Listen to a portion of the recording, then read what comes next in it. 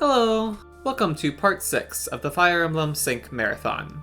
This part, we'll be looking at how growths have been implemented throughout the series, using these chapters as reference from each mainline title. Some highlights will be Thracia, where Asbel puts his training to use as we blitz through our prison escape, Radiant Dawn, where part 1 wraps up with some very important promotions, and Engage, where we see some huge returns on investment as Alfred sweeps the Grand Crossing. We'll also be recruiting the villager units, giving many of them a training arc while keeping our typical pace. As much as I'd like to go in depth on how growth rates relate to base stats and make an impact on unit performance, that is its own massive topic. Rather, I'll be looking at some more general trends for how growth values have fluctuated over the years, with some statistical analysis at the end. I'll also look at the various forms of growth manipulation that have been implemented, from scrolls to class growths, as a way for the player to actively influence how a unit is trained. With this in mind, let's go ahead and get started. Shadow Dragon and the Blade of Light. Marth has finally reached Aurelis Castle. As he moves to reclaim the throne, enemy thieves run rampant, threatening the castle's many chests. They're generally located on their spiral path to the boss, but there's some pretty strict time pressure for a couple. To help us recover the chests, Julian recruits his fellow thief, Ricardo.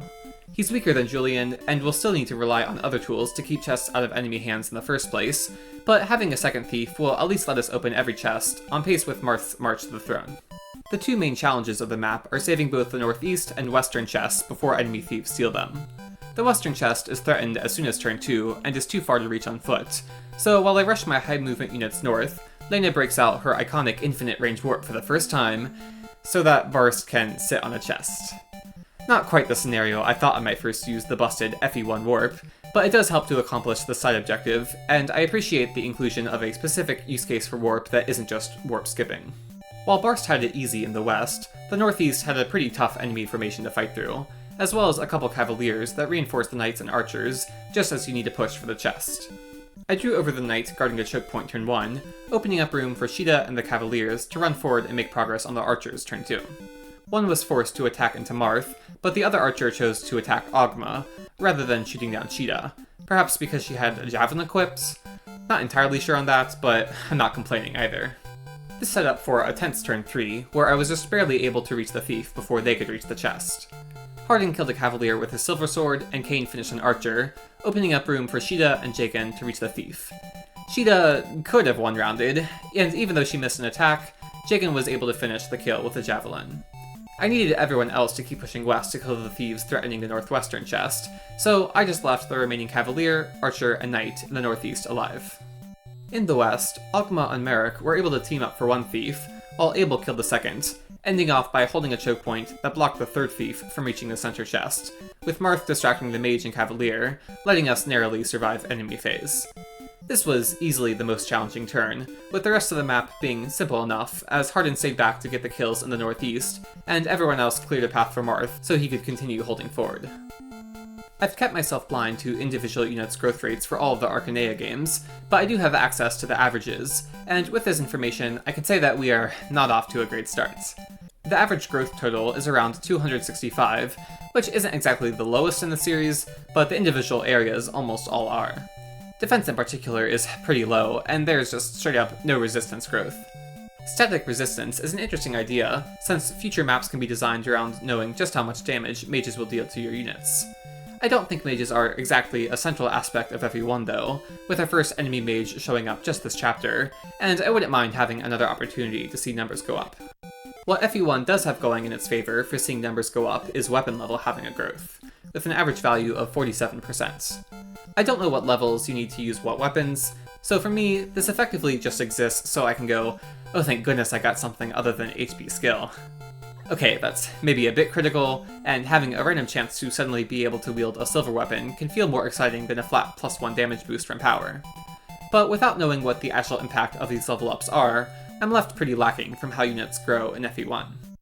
Finishing up the map, Marth threw over the final enemies, with the Marth targeting AI comfortably letting Kane, Sheeta, Ogma, and Merrick all follow to get the kills. I was tragically not able to fully route because an enemy cleric ran out of range on the last turn, but since everything lined up for Marth to seize, after Mark set up the boss kill for Kane with Excalibur, and my thieves finished gathering the chests, I decided to let the cleric live. This meant they got to be present for Marth's grand acceptance of the Fire Emblem, bestowed upon him by Princess Nina, indicating him as the hero who will save the world.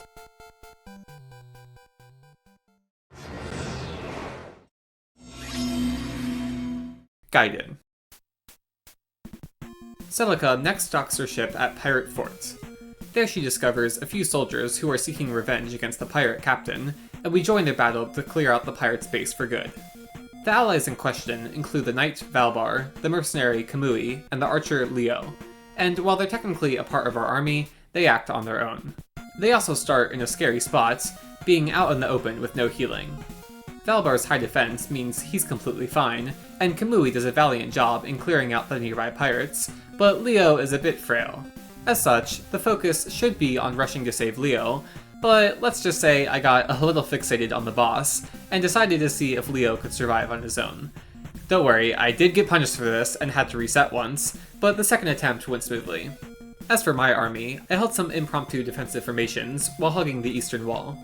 Several of the pirates are still level 1 and don't do much damage to even our frail mages, but a few level 5 pirates threaten to team up for kills on enemy phase.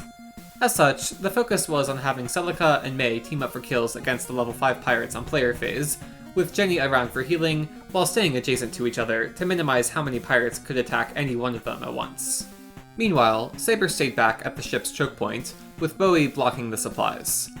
While Bowie's speed was always questionable, he's most definitely getting doubled by everything from here on out. Celica, May, and Jenny are also a bit close to doubling, with Gaiden's doubling threshold of 1, but between the speed fountains and some speed level ups, they're still getting by for now. One enemy they don't double, however, is the boss. They're also pretty bulky and run back to their supplies tile, giving them a fair amount of survivability. So even though I got to the boss first, I couldn't actually kill them before Valbar's group caught up. This led to a very stressful game of chicken, in which I tried to outpace the supplies healing, while not leaving the boss in kill range of our allies, while also working around the possibility that we could miss the killing blow. It took a few turns, but I finally set up the kill for Celica, getting her close to level 4. I want her to reach level 5 soon, and as we'll see, every bit of experience counts. After clearing out the pirates, we visit the pirate fort, where we officially recruit our recent allies. I'll admit, I don't have a particularly strong affinity for any of the three, but Valbar and Kamui do give us some more physical frontliners that should work just fine for the early game. On the other hand, Leo is unique as a ranged physical attacker, and I'm looking forward to seeing how he holds up as a main party member in Gaiden. We also get a steel sword, which should do wonders for Saber's offense. Celica now moves back to the sea, where we encounter our third enemy ship. This time, there are no pirates, just a singular inconspicuous shaman. Really, how bad could it be? Yeah, so this shaman is actually an introduction to one of Gaiden's more fun mechanics, in which certain enemy shamans can summon monsters to fight for them, continuously casting Messiah every few turns. Given our starting positions, we have to fight through one wave of enemy revenants, but I was determined to not make it any more than that. By turn 3, I got our mages to board the enemy boats, again staying adjacent and close to a wall to prevent enemies from teaming up. With the Revenant's high HP, Jenny wasn't particularly great offensively, with Nosferatu's low damage ceiling tied to 50 hits, but at least Saber proved to be effective at cutting down the Revenants with the new Steel Sword. Turn 4, I continued moving into the line east to clear out the Revenants and start fighting the Shaman. They're bulky and frustratingly dodgy thanks to the supplies, but between their spell's HP cost and all my attacks landing, Celica was able to get the kill turn 5. She earned a whole 81 XP, but since we didn't fight through many Revenants, this only got her to level 4, with 19 more experience to go before level 5. A decision that I would soon come to regret, as Celica takes one more detour, docking her ship at Seabound Shrine. Once again, we are faced with just one enemy, with this chapter introducing us to the threatening Necro Dragon. They hit hard, outspeed our mages, and most importantly, have quite the formidable defenses. This Necro Dragon also drops a Blessed Ring, which passively recovers 5 HP per turn. Completing this battle is supposed to be locked to Celica learning the monster-effective Angel spell at level 5. However, I figured I would try to get the necessary 19 XP during the map to avoid the need for backtracking, which meant landing 19 attacks, while preventing any of our units from getting 2 or 1 rounded. This led to a very dangerous dance of switching out units to surround the Necro Dragon, while trading around the Leather Shield, as the Necrodragon's damage outpaces Jenny's healing.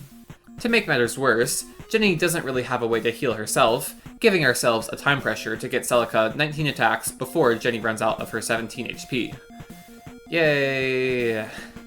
Gaiden is notorious for its lackluster level ups, and when I did my research for the actual values, they were even lower than I expected. The average growth total is a whopping 154, and even with the removal of weapon level, most areas are still 5 to 10% lower than FE1's already unappealing averages, and HP was almost halved, with a pitiful 34% on average. The lack of a resistance stat feels a bit more interesting here though, since enemies like Shaman on Celica's route, and eventually Witches in Alm's route, are a more memorable part of the game's experience, based on what I know from Shadows of Valentia. Combined with Gaiden's low XP gain though, training units has felt pretty rough, and I've had to focus most of the kills into just a couple units so they can see meaningful growth. To be optimistic, I'll assume this was an intentional choice to give the promotion system more impact, creating a more delayed reward system that gives a big power rush as units get brought up to class bases. This is certainly unique, but I'm not sure I love this dynamic, and would rather units get more intermittent boosts. At least all our mages on Celica's route have it better off, also learning the occasional spell every, say, 4 levels. And speaking of new spells, after an extensive, scary time holding off the Necrodragon, Celica finally reached level 5 and learned Angel.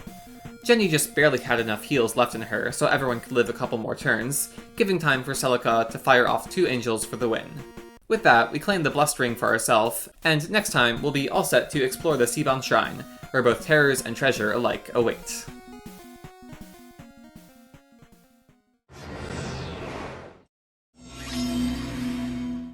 Mystery of the Emblem. Marth has breached Oldbourne Castle, where he resolves to defeat the evil General Lang. This nest of evil holds 2 paths to an obscured room in the north, where Lang is hiding. To the east lies a couple chests, guarded by a shaman with a 10-range Siege Tome Swarm. To the west, we must fight through a dense formation of knights, and Lang commands the swordfighter Nabarl to wait on the other side of the western gate. I sent Castor east to fight the swarm shaman across the wall as soon as possible, with Linda, Shida, Militia, and the thieves tailing behind after opening the chests. Linda didn't do great against the mage, really just drawing them over for Shida to kill with a boosted Lady Blade, but having her stay in the back would soon prove to be useful. I actually left both chests for Julian to get, with Rickard going on the quest to explore the mysteriously empty room in the southeast, which would soon prove to be, not so useful. Of course, most of the action was in the west, with Ogma taking the northern corridor's choke point to start. The intention was to set up kills for Yubello and Luke, and while Yubello got several, I decided to hoard the Armor Slayer, leaving Luke with only an Iron Sword and 1 kill opportunity. This was especially unfortunate, since I had given Luke all of the Astral Shards we've collected so far. I don't know their exact effects, but I know the shards provide some sort of boost to your growth rates when held, and I'm pretty much begging for a Luke level up that's more than just HP and skill. But yeah, I didn't time the shard distribution and my unit's level ups correctly, so nothing for Luke quite yet. By turn 3, I had wrapped up all of the initial objectives, and Rickard reached the southeastern chamber. I was convinced there must be a secret shop hiding in this inconspicuous area, so I had Rickard check each and every tile. The disappointment I felt upon realizing there was no such secret shop was only paralleled by the irony I felt after checking the wiki later. This cell is apparently meant to hold Rickard had he not recruited him last chapter, making this an absolute waste of time. In fact, it was worse than a waste of time, because reinforcements started showing up in the south, and Rickard had to book it to reach safety in the north. By the following turn, it was time to open up the gates, revealing Nabarl, who apparently has ties to Ogma. I didn't have Ogma prepared to talk to him on player phase, but Sirius could just barely survive a killing edge crit on enemy phase, setting up Ogma to recruit Nabarl the next turn. Setting up Ogma to recruit the mercenary Samto the following turn. I think I'm missing a bit of their backstory, but regardless, we're free to charge into Lang's room, with Luke finally bearing the Armor Slayer to sweep Lang's knights. By now, the reinforcements from the south were getting a bit overwhelming, so Linda heroically covered the eastern group's tracks, narrowly tanking with Nosferatu to buy time for Rickard's escape. Thankfully, Mystery of the Emblem did not continue Gaiden's downward trend of growths, which, makes sense, considering that it shares most of its cast with FE1. Mystery actually has a higher total average at 282, with each individual area being a few points higher on average. Mystery also added a resistance growth, with a huge universal value of 3%. I think this is weird, as units can only expect to gain maybe 1 point throughout the entire playthrough, but I'm glad it set the precedent for future titles. Otherwise, I assume units have the same growths as an FE1, and the Mystery original units are slightly stronger. I'd also like to believe that the removal of axe units, like Board and Cord, boost the total average a bit, because that would be really funny. Of course, units in Mystery of the Emblem can effectively have much higher growths, thanks to the inclusion of the Astral Shards, which I think can boost growths by upwards of like 30 to 50%. Because of the lack of indication as to which areas each shard boosts and by how much, I get the impression the player is intended to just give their favorite units a shard, then have them be incidentally much stronger in one area than normal. This is a cute idea, but the ability to stack shards opens up the option for one unit to receive a massive boost in every area, which is fun, but also maybe a bit broken. While the shard stacking didn't pan out for Luke earlier, I made certain that Luke would have his moment at the end of the chapter. He got a strength speed level while fighting the knights, and when it came time to fight Ling, I decided it was time to use our Knight Crest to promote Luke. Now a paladin, Luke did a decent amount of damage to the incredibly bulky General Ling on enemy phase with the Armor Slayer, and with just a bit of player phase damage from Ubello, Luke struck again for the kill. With that, Linda and I were more than happy to let Marth seize, putting an end to our time in Oberon Castle for good.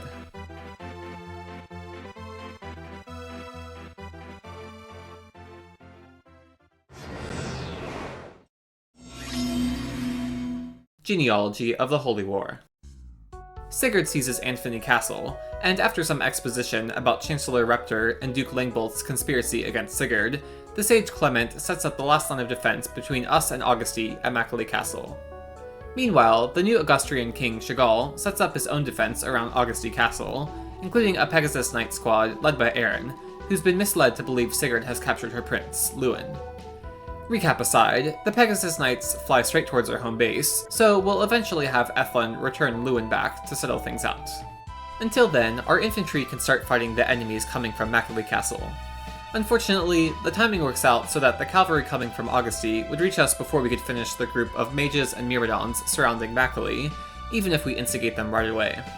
Clement has a 10-range sleep staff, there's Ballista overlooking the ravine leading to Macaulay, and our infantry units aren't very tanky, so setting up a 2-tile choke point wouldn't exactly work in our favor.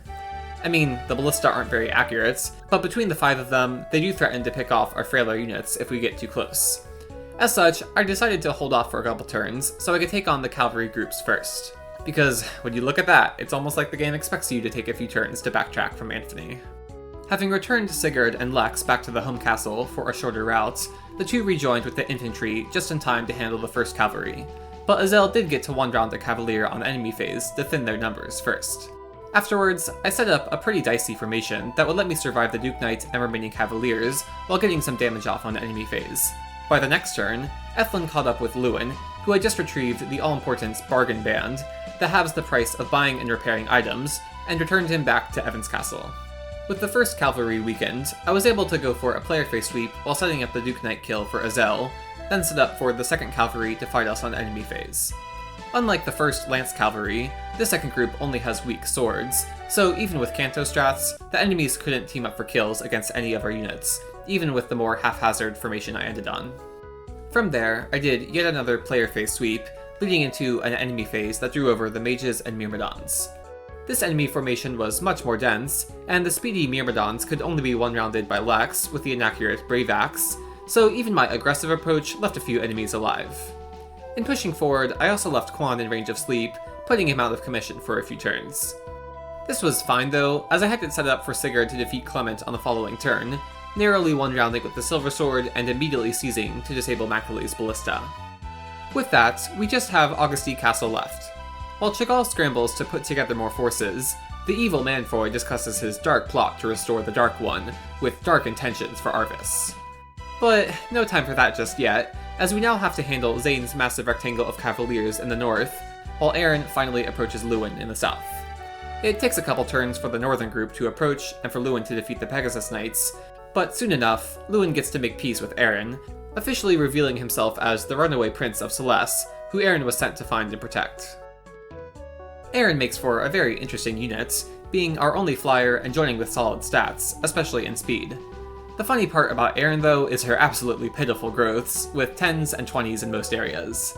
This actually isn't too far off from our other units' base growths, but several other units also have their growths boosted from Holy Blood, which, aside from indicating their narrative lineage, gives a distribution of 50 points across their growths.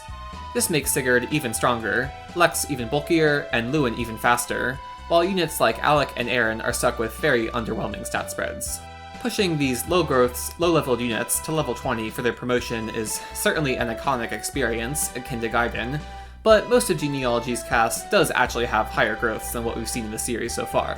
Just looking at our current set of units, the average total growth is 253, including Holy Blood.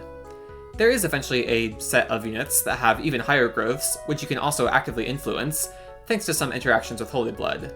But like Mystery of the Emblem, the game doesn't actually tell you what areas each Holy Blood boosts, nor how to manipulate it.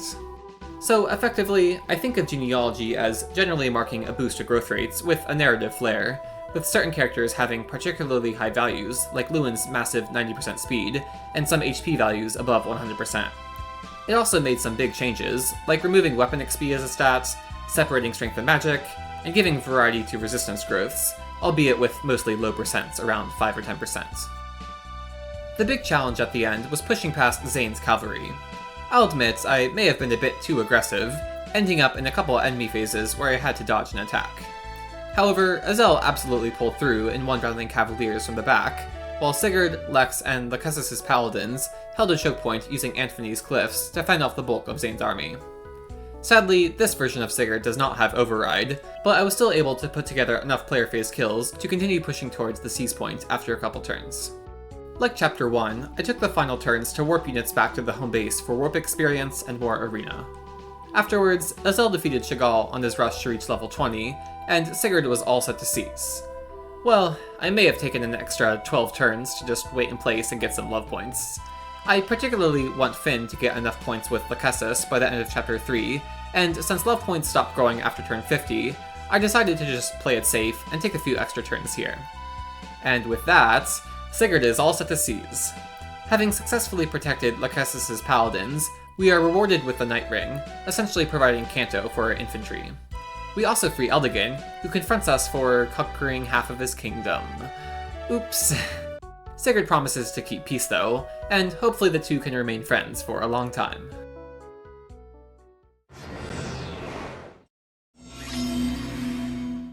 Thracia, 776. Leif has broken out of prison and reached the outside. Bunster forces are still in pursuit, but we get a brief moment to reunite with Augustus, who advises us about how we might restore Abel using the Staff of Kia. However, Augustus also advises Leif to focus on the more pressing matter of saving his country and putting an end to the Dark Age, starting by completing his escape. Our next steps take us through a nearby town patrolled by enemy soldiers, with a safe pathway in the east, but several villages in the town. Getting in range of enemy scouts will trigger the dense boss group to start moving, and we could try to sneak around and visit villages undetected, with our cavalry getting their mounts back and Karen taking flight. However, I was feeling particularly confident, and decided to blitz through the town, immediately challenging the boss group. To start, Asbel moved in range of the boss Toman and a few mages and knights, with Leif in range for support as he dodge tanked and went for fire crits to 1 round. It hasn't been long since we recruited Asbel, but he's already gotten 9 levels, many of which were with the Sed Scroll for a 10% boost to magic and a 30% boost to speed. At this point, he's honestly close to capping speed, which combined with a life ring and pure water, gave him solid survivability, being able to survive a couple hits while having high avoid. The pure water's +7 magic boost also just gives him a huge damage boost, only fading 1 point per turn. So by turn 2, he was still set to charge directly into the rest of the boss group, leaving only 2 knights and a mage alive. Fergus, Nana, Leif, and Lifus followed from behind, with Charm and their support bonuses helping them dodge the Meteor Sages. With no concern for keeping our cover anymore, Karen flew into the town to start fighting the soldiers, while Brighton led Dawson, Matcha, and Lara through the eastern path, where they could visit the eastern villages, stop by the supplies to deposit our excess tomes, and get to the southeastern escape point by the time the western group reached theirs. Turn 3, I eagerly had Fergus capture one of the Meteor Sages, but I didn't exactly think about how I was going to defeat the remaining knights. I ultimately just wasn't able to, but Fergus narrowly survived an enemy phase, getting a dodge in spite of his stats being halved from his recent capture, and killing on the counterattack with the Brave Sword. And on top of that, Fergus got a pretty awesome level, with magic, speed, and con. Maybe not the level I deserved for such a risky play, but we take those. With that, the main challenge of the map was already over, and all we had left to do was visit the villages while fighting off a few spare soldiers and knights on their way to the escape point. Upon visiting one particular village, we are greeted with the Axe Knight Hicks, who joins our cause to fight against Raedric, having saved one of the villagers back in Chapter 4X. Even mounted, Hicks' stats aren't exactly stellar, and I know he really struggles when it comes to accuracy using axes, but he at least excels in con, so he can capture a lot of enemies even when dismounted. I'll say that Constitution having a growth rate in Thracia does make Hicks feel a little less special, since other units can expect to gain enough con to capture heavy enemies anyways. Like weapon XP, I think con is kind of a weird stat to randomly grow, since it's nice to have at least some variables that are fixed or grow as a direct result of your actions, but it does fit in well with Thracia. Capturing enemies is part of the core game loop, and Rescue Drop was just introduced, so the random fluctuation of con stats makes a notable impact. I think the move growth is pretty silly though. Restricting it to 1% for most units makes sense, but also means a movement growth is a monumental occasion that only a couple units might expect to get in a run. I'm not against it, but I'm also not sure it's necessary. And of course, my thoughts on the Crusader Scrolls are much like Mystery of the Emblem Shards. It sounds pretty cool to be able to mold your units around the stat spreads of these heroes of the past, but the ability to stack them has the consequence of getting units to be great in every area, on top of Thracia's even higher average growth total of 287. Again, I'm not complaining about my favorite units having the potential to cap all their stats, but it'll pretty much be up to future map design to keep the game engaging in spite of having an overpowered army. And, Thracia sure does have map design. At the very least, this map wraps up nicely, having gotten all the villages and taking the final turn to trade around items for the next battle. Though we leave Monster Castle behind us, Raedric's forces are still hot on Leaf's trail, and we have one final stretch left before Leaf can complete his escape and reunite with his old friends.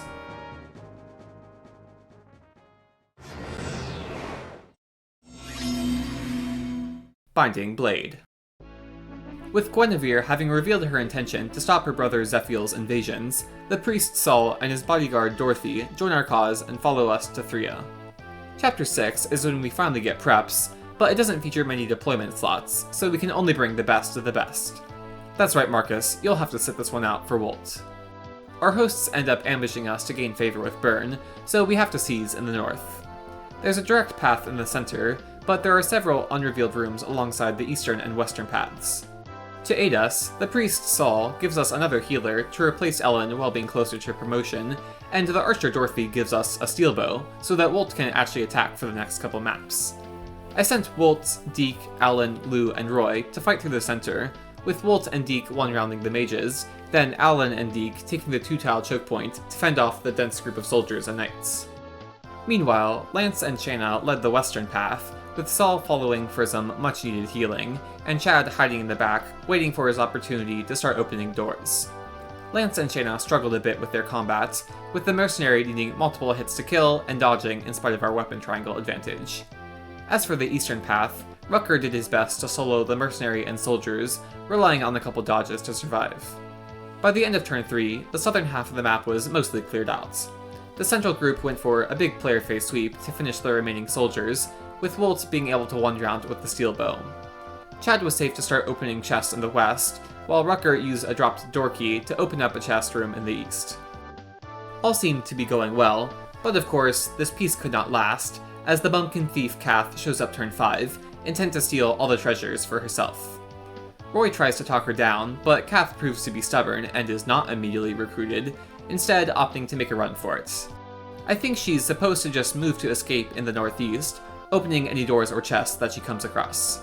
However, this proved to be much more annoying than expected, as Kath seemed to actively move to whatever door or chest was closest, and only when there was nothing to mess with did she make her escape. This led to some very tedious gameplay, as I left units behind to block off doors when she got too close, then move out of the way once she got out of range, distracting her to move back and forth. Meanwhile, Wolt, Deke, Alan, Lou, and Rutger did their best in the north to hold off the reinforcements around the boss, while Chad made a mad dash around the map to secure all the chests for ourselves. While we've just come off of some pretty strong development for growths, Binding Blade takes a step backwards, which I would say is for the worse. The average growth total is lower than Thracia at 265, though admittedly this is with strength and magic going back to sharing the same stats, and the con and move growth have been dropped. However, we also have to consider that Binding Blade drops any form of growth boosting, so everyone is stuck with their subpar base values. And it doesn't help that Binding Blade's distribution isn't the most inspiring, with most everyone having offensive growths around 40% and defensive growths around 20%, and a very limited number of units have a min-max distribution. Don't get me wrong, this is still far better than Gaiden, but these underwhelming growths aren't really matched with anything like minimum class bases. Which is to say, I'm really banking on units getting some sort of stats on level ups to continue to match up well against enemies as the game progresses, but have been disappointed on many occasions.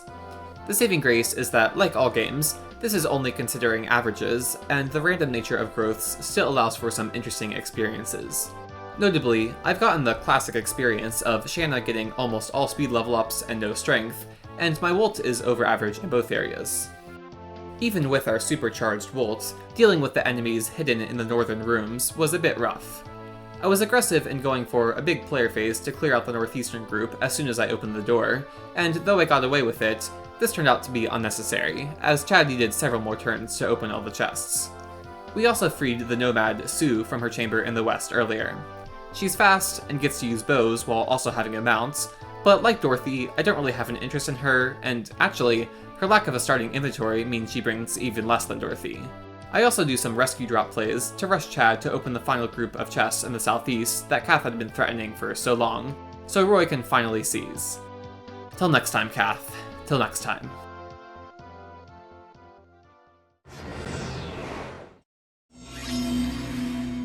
Blazing Blade. In pursuit of Marquess' loss, Hector discovers that Castle Caelin has been attacked. There, the Lady of the Plains and Caelin noble Lyn has just barely escaped, alongside her allies Sain, Kent, Will, and Florina. Lyn sends Florina to inform Hector and Eliwood of their position, and though she makes the flight, she doesn't stick the landing, so she'll be with Hector as we cut a path to Lyn. Since we skipped past Lyn mode, Lyn and all of her allies join a bit underleveled. Florina in particular is looking very weak, but she at least promises to be fast and brings flyer utility. Just like her girlfriend, Lady Lindis has an iconic speedy but weak stat spread, though her cavalry and armor-effective Manikati gives her some good offensive matchups. Sain and Kent, then, are cavaliers, with Sain generally being faster and Kent being stronger and bulkier. Lastly, we have the archer Will, who doesn't have any impressive stats, but at least will be useful in shooting down the Pegasus Knights this chapter. Of these units, I'll obviously be using Lyn, in addition to Sain, though he'll need a bit of time to actually grow faster than Lowen. Not that this is a point against using Sain though, since Lowen is just generally monstrous, and with our newly acquired Draco Shield can tank everything while still hitting hard.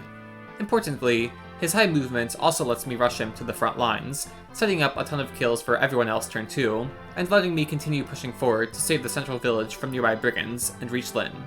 Her group is in quite the precarious spot, with Pegasus Knights threatening them from the north, and mercenaries approaching from the east. I struggled to come up with a good opening for them, but ultimately decided on killing the Pegasus Knights on turn 2 player phase, while staying out of range of the mercenaries. I was only able to defeat one mercenary on the following turn though, and had to rescue Lyn. This kept her safe for turn 3, but only made things worse as my combo options were severely limited, and I had to run away west, with Sain and Kent just barely surviving until Lowen and Sarah caught up for support. As for the north, Hector and Oswin tanked next to each other, which, combined with the foresty terrain, blocked off the enemies from wrapping around to kill Rebecca and Florina, who tried to get some kills from behind. It was a bit of a struggle, moving our block of units 1 or 2 tiles forward at a time while keeping the ballista in mind, eventually using the cliffs to make a legitimate choke point against the final wave of enemies. While Binding Blade took a step backwards, Blazing Blade thankfully takes a step forward, featuring the highest average growth total so far at 292. Basically, growths are marginally better in most every area, and Blazing Blade does have a particularly higher res average at around 30%, compared to Thracia and Binding Blade being around 20%. I can't think of any reason why Blazing Blade in particular would be the tipping point for res, but perhaps the developers realized that if you're going to have a res growth, it should be high enough that units expect to actually have a meaningful difference in performance against enemy mages if trained. Technically, Blazing Blade brings back growth manipulation with an item called Athos Drops that gives a permanent 5% boost in every area to a unit. However, this doesn't come until much later or make a huge difference in stats, so I just think of it as a cute good luck charm. I'll also mention that Blazing Blade has one of the smallest range of average total growths in the series, and there aren't too many units with a particularly high rate in one area. The most interesting cases are like Matthew and Guy, with 70% speed against the entire cast's average of 45%, and Hector with 50% defense against an average of 23%. So, overall, nothing too inspiring, but Blazing Blade still marks a transition back to the upwards trend of growths. The ending of the map wraps up well for Hector, but I can't say the same for Merlinus. Turn 9 spawned a couple Cavaliers all the way back at their starting position in the northwest, just 2 turns away from where Merlinus set up camp. My army was way too deep in the forest to backtrack in time, so Merlinus had to retreat yet again this chapter. The Cavaliers tried to catch up with our actual units, but we were able to seize before they could. Hit rates were low even against the Night Boss, but Hector, Oswin, and Guy nailed their attacks, setting up the kill for Lowen with the armor-effective Heavy Spear. Hector and Eliwood then finally get to meet up with Lyn, completing our lore trio and preparing us to take on whatever the Black Fang may be colluding.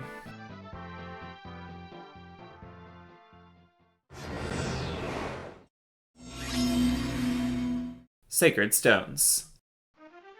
Erica's path next takes her through the town of Seraphiel, which has been taken over by Grotto.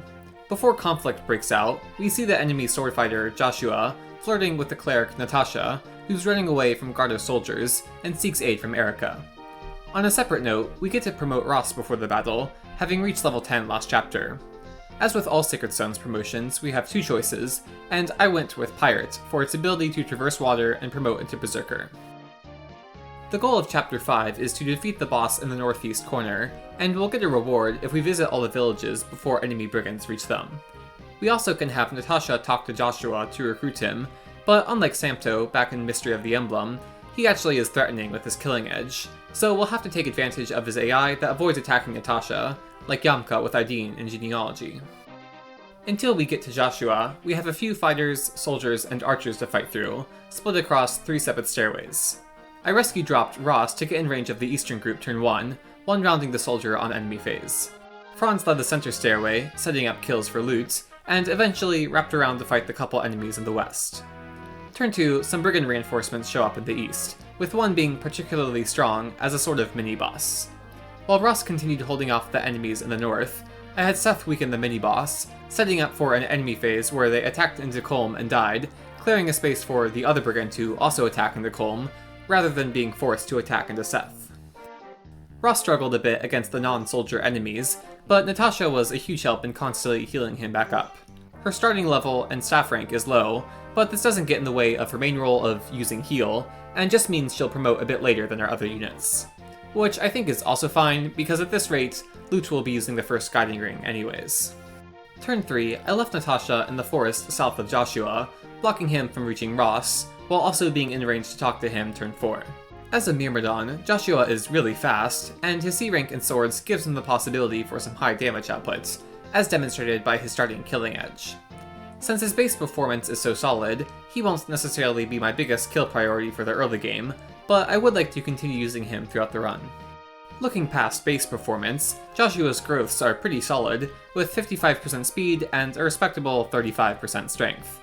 I'd say this is also representative of Sacred Stones as a whole, which continues to push its average growth total higher, going up to 308.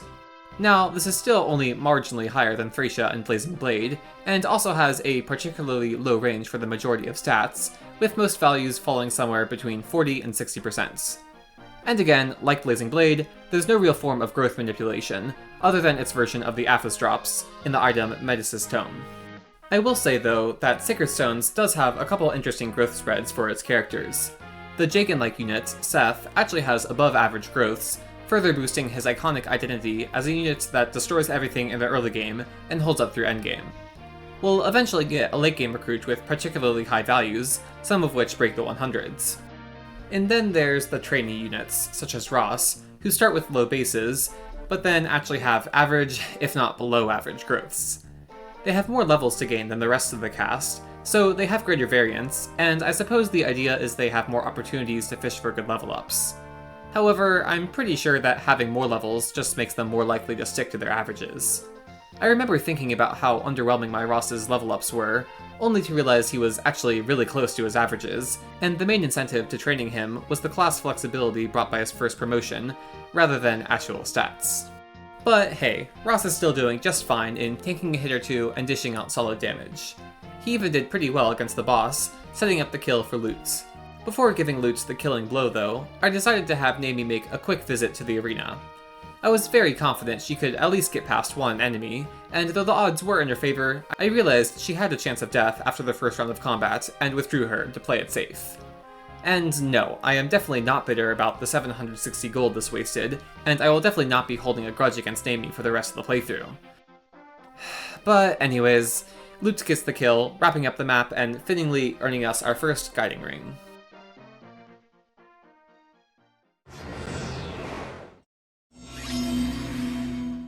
Path of Radiance. Moving on from Gallia, Ike set sail for Benyon, getting a massive fund of 20,000 gold before taking off. The plan is to wrap around the western coast, since a large mountain range blocks our direct path, but before leaving, Ranulf advises Ike to stop by Cantius Castle, where we might free and recruit some command soldiers. The prison isn't heavily guarded, but there are a few guards on patrol that will trigger reinforcements if they spot us. Before starting our escape, we are approached by the thief, Volk, who says he worked for Grail and now offers his services to Ike. He charges 50 gold to open doors and chests, but the price is absolutely worth it. We start in the southwest and have to wrap around the east to make our escape in the northwest. There are a few allies Ike can talk to if we make it in and out of their cells, as well as a chest in the northeast. We also get a huge amount of bonus experience if we appeal to the stealth mission, which I of course will be going for. To complete the stealth mission, we have to keep our units out of range of the 3 enemy soldiers. The cramped terrain makes this a bit tricky even considering their predictable movement patterns, but Mordecai's double shoving the smite skill, and our high move units with Canto and Rescue Drop will let us skirt their ranges while ferrying Ike and the other infantry units. Now, I wish I could give a full explanation of the exact strategy I used to sneak around the soldiers, but to be entirely honest, I have absolutely no idea how I did it. I sort of just went on a turn-by-turn basis, waiting for a hole to open up between the enemy ranges, and push forward whenever I had the opportunity. Getting into Sephirin's cell was simple enough, but in retrospect, I realized this was actually pointless, since opening his cell doesn't recruit him or give bonus experience, and just meant I also had to rescue drop him out of enemy range. The other prisoners are actually worth breaking out though, with Kieran and Braum in the southeastern cell, and Nephany in the northern cell. To get to Kieran and Braum, we just have to worry about the southern soldier, who circles around the southern pillars, as well as the central soldier that paces back and forth horizontally. I moved along the southern wall, having Titania drop Ike in turn 6 after Volk opened the door turn 5, letting everyone just barely get out of the central soldier's range. Ike was able to talk to Braum, but I forgot that Oscar has to talk to Kieran, so I had to wait a couple more cycles to get Oscar in. From here though, things started to get really awkward. Everyone in the southeastern cell had to find an opportunity to sneak out while the soldiers were on the western part of their cycle, landing in a spot that forced them to continue circling around until they could finally find a gap between the central and northern soldier past the stairs. And I had to go through this process for every unit, including everyone I left all the way back at the starting position, who also had to go through the process of circling around the central and southern soldiers to even attempt to get past the stairs. I was ultimately able to successfully escape undetected, meaning there was very little combat, which in turn means no level ups to show until the very end. From my research though, I can say that Path of Radiance not only continues the upward trend of growths, but is actually the peak of total average personal growth rates in the series, at 346. This is a significant jump from Sacred Stones, but to be fair, this is kind of carried by Strength and Magic being separate stats again. It's mostly just Defense that has a notable increase, going from the mid-20s to the mid-30s on average. Still, it's interesting to see personal growths peaking just before we leave the era of games without any growth manipulation. Something else interesting of note is that while Path of Radiance technically has a high range of growths for the majority of its cast, the growths for all of the Beorc and low-level units, like Volk and Rolf, are actually close to each other on the lower end, with totals around 310, while the Laguz and higher level units, like Mordecai and Titania, are much higher at around 400.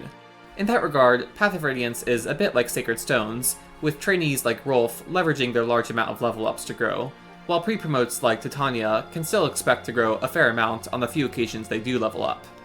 While I much prefer the opposite situation for having satisfying training arcs, it does seem fair enough, considering that the ability to have units skip training arcs completely with bonus experience throws off the balance of trainee units anyways. At the end, we get to see this in play, with Titania getting a banger level up after instigating the boss group, and fighting the ridiculously bulky Night Boss alongside Ileana. Meanwhile, everyone else continued running circles around the Northern Soldier to open the chest and talk to Nephany, escorting her to the escape point for a bit more bonus experience. We technically leave the other prisoners behind, but they're able to complete their own escape. Though the monk Sephirin leaves on his own mission, the others officially join Ike as he prepares to take to the seas.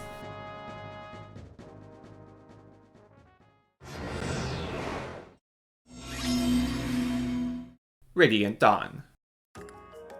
Word of Micaiah's heroic exploits at Shifu Swamp spread across Dayan, sparking hope in his people. The occupation army quickly finds itself on the losing side and focuses all their efforts into protecting the capital, where the Liberation Army's final battle to free Dayan lies. The night before, Micaiah takes a moment to herself, only to be ambushed by Benyan soldiers led by Jared. Micaiah is no match for Jared on her own, but is saved at the last second by none other than the Black Knight. Now, every enemy is no match for the monstrous Black Knight, and we just have to find Jared in the Fog of War and defeat him to stop the ambush. The spotty terrain puts Micaiah at risk, but rather than cowering, I had her fight alongside the Black Knight. She can live one attack, and as long as Micaiah doesn't get unlucky... she should be fine even if you get surprise attacked. I wanted her to reach level 20 by the end of next chapter, and after some light battle save usage here, she already reached it within the first few turns of chapter 9. I had actually given her Paragon to ensure she'd get enough experience, but in retrospect she was way overkill and would have been fine taking Resolve for higher Avoid. I did get a bit lost in the thrill of Combat Micaiah, and it wasn't until turn 10 or so that I realized I had just been running aimlessly, not considering our objective. I sort of just assumed that we'd eventually bump into Jared, and I suddenly got very nervous we had just been circling each other. Thankfully, he appeared in the southeast right before I was about to make another round, and the Black Knight was easily able to smack him down. Jared makes his escape to Navasa, and prepares for his last stand against the Liberation Army, with the mighty Black Knights now in tow. Before the final battle though, we have some very important preparations. Ileana reached level 20 last chapter, and with just a little bonus experience, we got our first promotion. The combat boost is marginal, but the higher movements, skill capacity, and ability to wield fire tomes will all be handy. But I'm not done with magical promotions just yet, and I use some bonus experience to cap Laura's magic and speed before promoting her to Bishop. To commemorate our new promotions, I forged some more tomes for her and the other mages, and then we're off to Navasa. The Liberation Army's final objective is to defeat Jared and seize, climbing up the many ledges and stairs of Navasa Castle. There are also several chests to collect, which serves as a pretty tight challenge in the face of the bonus experience turn limit. So in true Dawn Brigade fashion, we're going to need Soth running around to handle most of the objectives, while their glass cannons team up against everything else. While the starting positions of Chapter 8 limited our usage of Raphael, we're able to go all out with his 4-way refresh here. After Ileana set up Resolve, she was able to one-round the first knight guarding the eastern stairs, with Laura healing her to safely survive enemy phase. Though Jill gets a -2 movement penalty indoors, she was still able to finish clearing out the southern floor after a refresh. Then I had Volug one-round the fighter guarding the western stairs, clearing the way for Tormod to one-round an archer on the first ledge. His Fire +3 got a massive +40 hit boost from forging, so he maintained acceptable hit rates even in the face of ledge disadvantage and the avoid boost enemies get from Jared's authority stars. With that, the first floor was cleared out turn 1, and we were able to start pushing north. A couple thieves showed up north of the eastern stairs, and though I was able to defeat one from their starting positions, the other got away, and I had to make a risky approach with Ileana and Aran to clear out the second floor so they could chase after the thief.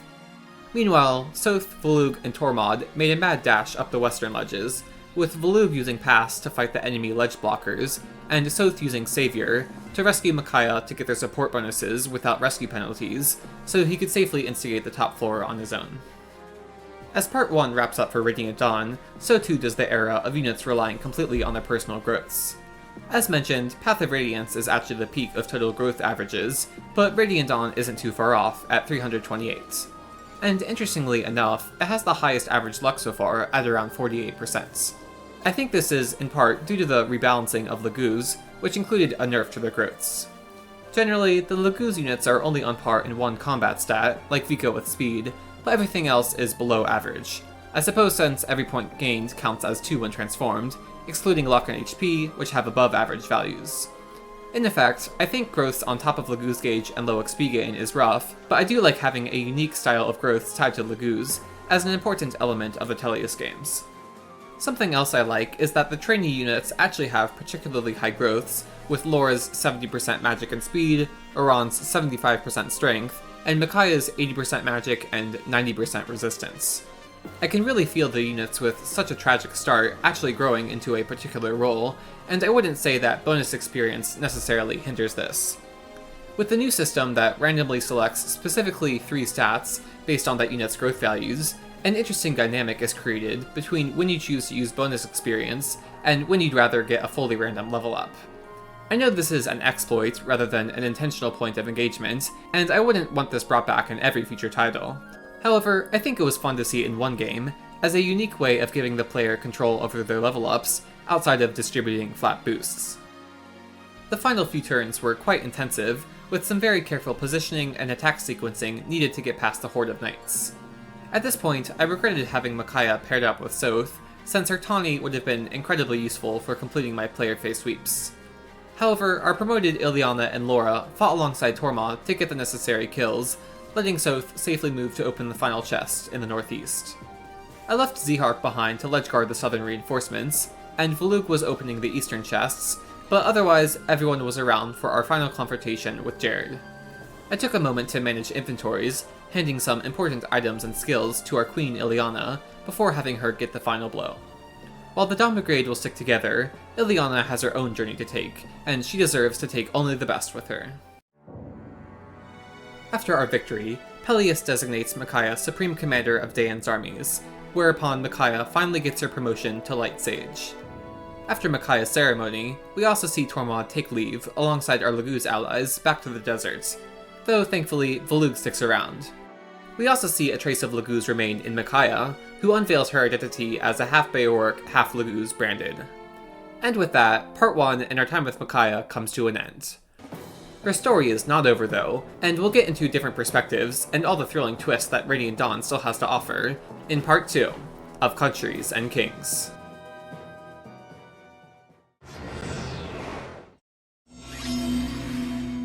Shadow Dragon. With Macedon forces subdued, Marth's army now moves to Aurelius Castle, whose halls are filled with enemies and treasure alike.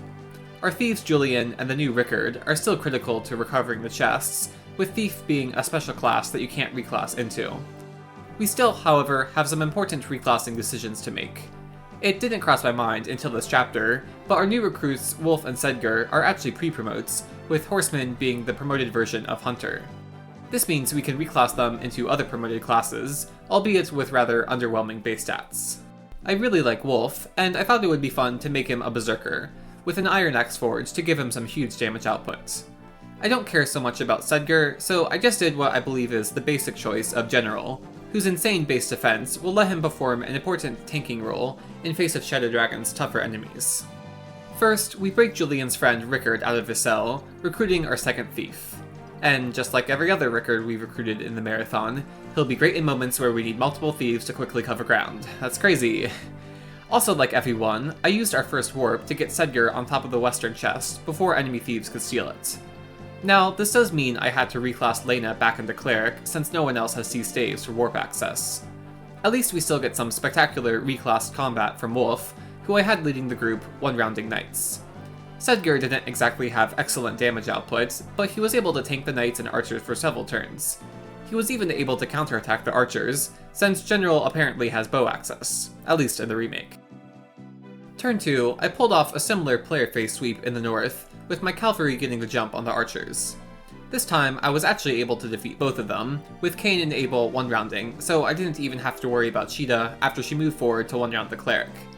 The three of them were capable of handling the rest of the north on their own, so I had Wolf continue moving west, incidentally one-rounding the mage on the enemy phase with a hand axe, in spite of his incredibly shaky hit rates. Turn 3 then was the last push towards subduing enemy thieves, with Wolf, Marth, Abel, and Harden also getting a ton of player phase kills to defeat both the thieves and any enemies that would be problematic on enemy phase. From there, it was just up to Julian and Rickard to collect the chests and then approach the boss group. Like the original, I've kept myself blind to Shadow Dragon's individual growths, but looking at averages, I feel like there's something really weird going on. To go alongside the new reclassing system, Shadow Dragon added class growths, in which units get a boost to their personal growths depending on their current class. I'm under the impression that Shadow Dragon units in their base class have effectively the same growth total as an FE1, so it would make sense that their personal growths would be lower. However, Shadow Dragon's average personal growth total is more than 100 lower than the original, at 143, and the class growths on average give less than an additional 90. My math here is a little messy, and I know Shadow Dragon removed weapon level, split power into strength and magic, and added resistance, but I'm still quite perplexed. With class growths having ranges that are at least 40%, I can only assume that some classes are giving like a negative 20% modifier, while others are giving a positive 20% modifier.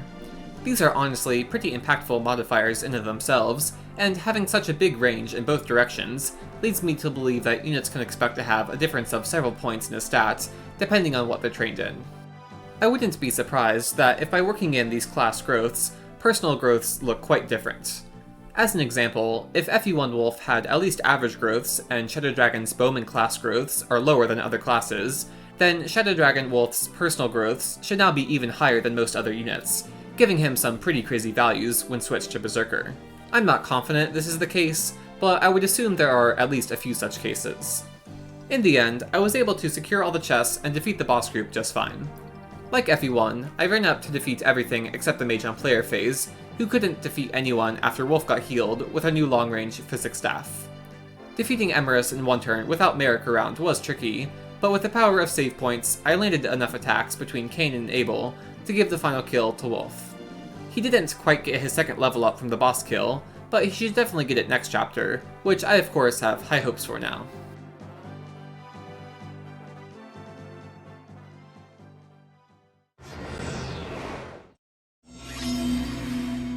New Mystery of the Emblem. Straight off our crushing victory outside Olburn Keep, Queen makes her way inside to put an end to General Lang. Before the battle, Jagan gives Queen a stern warning about Lang's high defense, saying that we're quote-unquote not very strong, and we'll have to rely on someone else to get the kill. Which totally doesn't offend me, of course. It's not like Queen is an all-powerful mage or anything.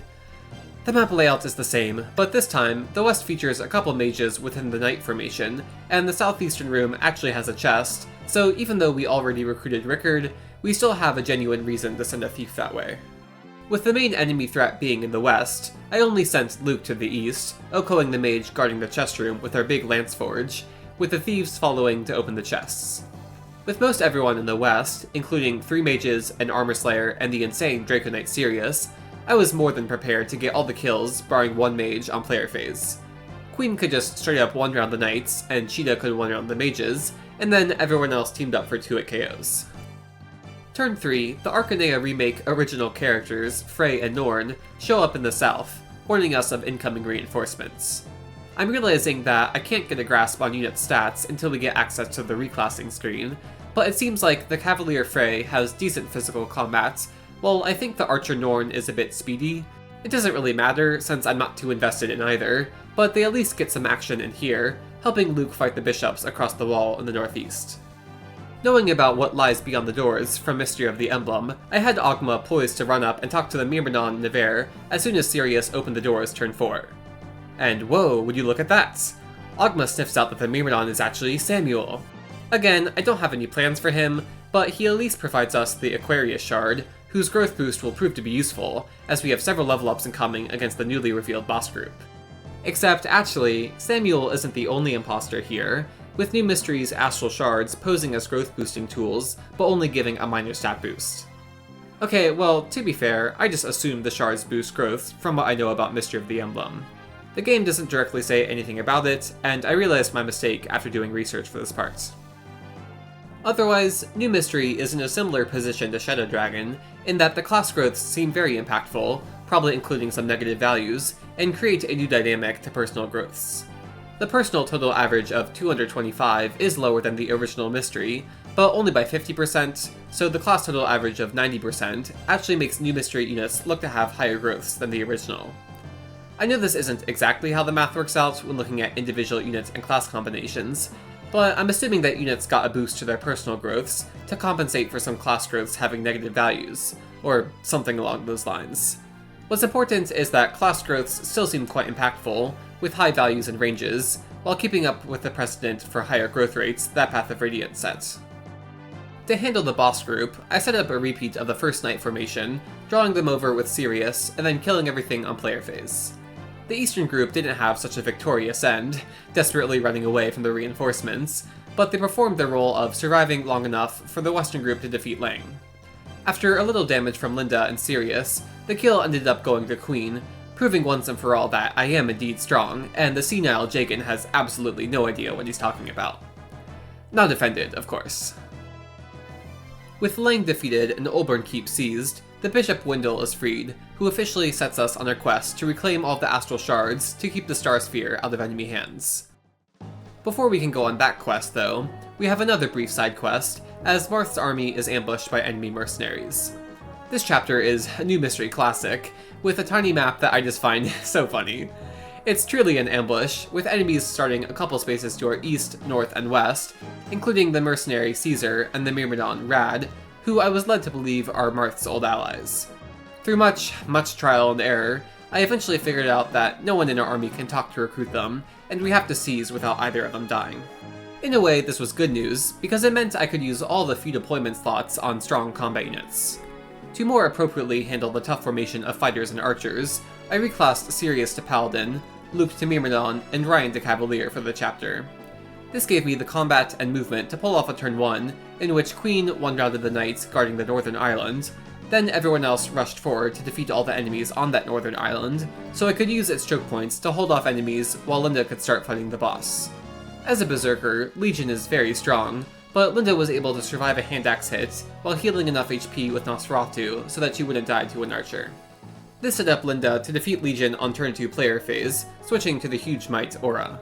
This did free up the seize point, but a tough aspect of the chapter is the river tile in front of the seize point, which meant I had to wait an additional turn to actually seize.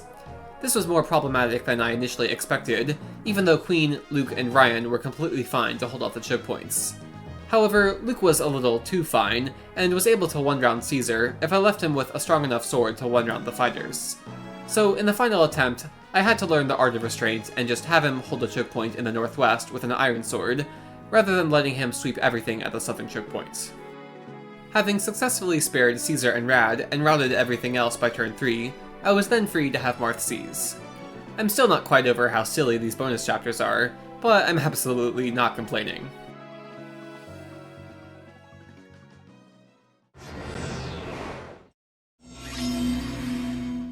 Awakening. After the previous assassination attempt on Emerin, the Shepherd's next mission is to escort her to the Eastern Palace. But first, I think it's about time we delve into paralogs, kicking off a string of villager recruitments in the marathon. Here, Crom is approached by the hard-headed Donal, who takes us back to his village, which is overrun by bloodthirsty brigands. Donal fights alongside us for the chapter, but to prove he's competent enough to stay in our army, he has to gain a level. As a level 1 villager, Donal's base stats are very low, but his XP gain and growths are very high, and he just needs to get 3 kills or a lot of chip experience as we wind our way through the brigands' camp. And as you'll see, setting up kills for Donal is just so difficult, and grinds our pace to an absolute halt. I'm joking, of course, as we are more than capable of getting Donal kills while blitzing west. With the Frederick pair-up, he has an easier time pushing for damage and avoiding getting one-rounded. The two of them stay back in the eastern forest area, with Queen, Lonku, and Muriel around for support, while Stahl charge west with Gaius, Crom, and Lissa to chase after the thieves going after the chest in the northwest. In addition to Donal, this chapter also serves as a training arc for Gaius, who, with a Chrom pair-up, can secure a lot of 1-rounds, while also getting an avoid boost for survivability. Donal finished getting his requisite 1 level with just the kills in the east, and I wasn't planning on using Donal long term, but I got hungry for more. With pair-up, he immediately caught back up with the western group, and the final thief kill took him to level 3. Then after his classic insane Donal level up, I used pair-up to get him one last kill by the boss group to almost reach level 4. I left the boss to Gaius though, who got level 9 in the process, getting the kill over the course of player phase and enemy phase. Donal, of course, more than proved his potential, and knowing that his village is safe and sound, officially joins the Shepherds. With our new, apparently long-term, team member recruited, we move to Breakneck Pass, to escort Emmerin. We are betrayed by our guide, however, who leads us straight into a group of Plaguean soldiers. We're fighting a ton of enemy wyverns, so to bring the fight to them, I reclassed Lonku into a wyvern rider himself, using a second seal from an Anna shop that showed up during the long break between recordings. He's fast enough to still double, and though he has to work up his axe rank, he's still strong enough with a Vake pair-up to crush most everything in sight. Normally, you have to fend off wyverns coming from both the mountain range in the north and the canyon in the south, while pushing through the infantry in the center, but Lonku is prepared to clear out the southern wyverns on his own, leaving plenty of space for Donal to safely get kills. Since Gaius already got several levels in the paralog, I had him switch roles, supporting Chrom while he dodge tanked barbarians and got a ton of 1-rounds. This time, we had room to deploy Callum, so he was able to pair up with Saul as usual, to help him tank and hit hard, even against these rather tough wyverns. Donal again paired up with Frederick, continuing his streak of getting kills just fine. And then of course, Lonku flew south turn 1 to 1-round a wyvern that otherwise might have threatened Chrom, as he helped hold a wall against the enemies coming from the east. I couldn't avoid Donal being in range of a barbarian and a wyvern rider, but his previous levels, Frederick pair-up, and tonics just barely let him survive both attacks. Turn 2 was a bit tight, with too many enemies to kill on player phase, but I wanted to hold my ground so Donal could get a kill and I could keep moving forward. Also, reinforcements show up turn 5, and I thought it would be cool to win before then. So I settled on defeating just the wyverns in the center turn 2, and making another defensive formation that would just barely let everyone survive the barbarians, archers, and thieves on enemy phase. Now, if it hasn't been made clear from all of Gaius and Donal's levels this chapter, Awakening features the highest growth total in the series, when taking into account both personal and class growths. The personal growths are closer to Blazing Blade, with a total average of 296, but the class growths are pretty crazy, giving around 115 extra points on average. The HP values throw these numbers off a bit, with a low average personal growth of around 50%, while the class growths provide an additional huge 40% on average. Also, luck is in the opposite situation, with an average personal growth of 54% that beats out every other game, but then classes just don't provide a further boost. Suffice to say though, pretty much every stat in Awakening grows faster than in other games. In fairness, only HP and luck are particularly high, and resistance actually sees a slight decline, so for the most part, Awakening isn't too far from Path of Radiance. It does look ridiculous compared to games like Shadow Dragon and Gaiden though, to the point where I basically expect units to get most of their relevant combat stats every level up, and I hardly glance at near-perfect levels. This is especially true for Donal, who has slightly above average growth rates on top of the villager skill Aptitude, giving a flat 20% increase to all areas. So while his bases are low, he actually expects to outstat other units once he's utilized his high XP gain to quickly get a lot of levels, unlike trainees like Ross or Rolf. He can also pass down Aptitude to a certain set of units, which, much like shard stacking, ensures that a unit of your choosing gets all-around high stats. The big power spike for Donal, however, comes from unlocking reclassing at level 10 to get some real class-based stats. That will have to wait though, as I finish this chapter up by turn 4 as anticipated. Even our new Pegasus Knight Cordelia didn't have time to do anything other than get the boss kill, joining in the west turn 3. I do plan to use her, as a stronger but slower flyer, with some funny connections to the marathon as a whole. This just isn't her chapter, I'm afraid. After the battle, Cordelia informs Chrom that the Elis Plagia border was attacked, and so Emmerin resolves to return to the capital. Before leaving though, she entrusts Chrom with the Fire Emblem, indicating him as the hero that will save Elis and the world.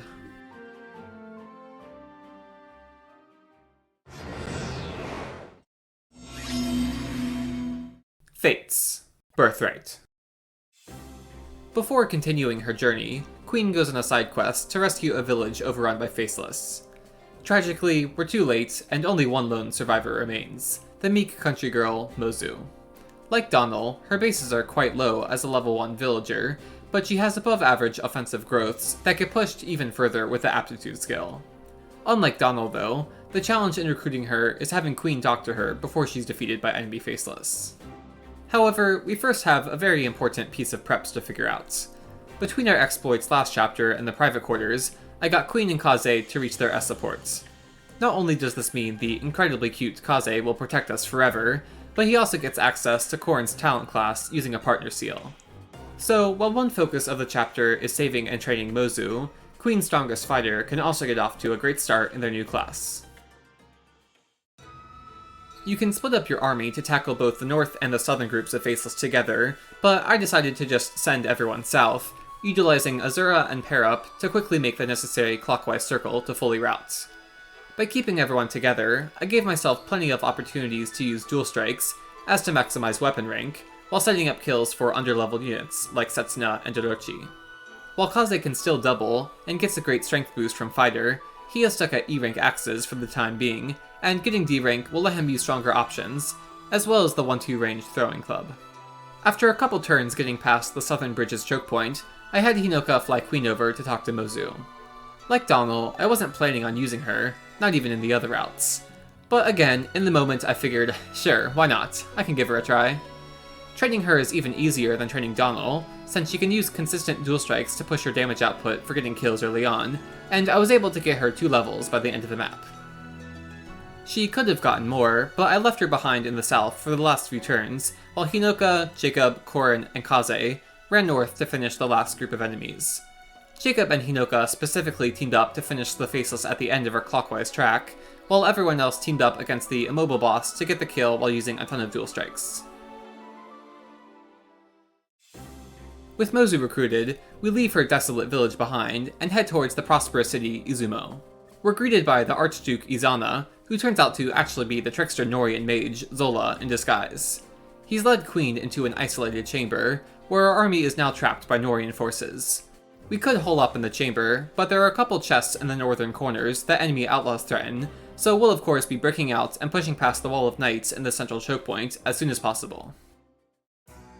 Breaking out of the chamber looks tricky, with a large assortment of enemies just outside. Fortunately, our starting position also means we have our entire army available to go for a huge player phase sweep using dual strikes, provided that most units can get a 1-round. Pairing up with Queen, Kaze could 1-round a Cavalier even through weapon triangle disadvantage, also defeating an outlaw after a sing from Azura. Hinoka set up a kill for Mozu, while providing Rallying Cry so that Jacob could 1-round Cavaliers and Tsubaki could 1-round the last Dark Mage. Before the battle, I also forged up a Brass Yumi +1, so that Setsuna could 1-round the final Cavalier with Jacob's dual strike.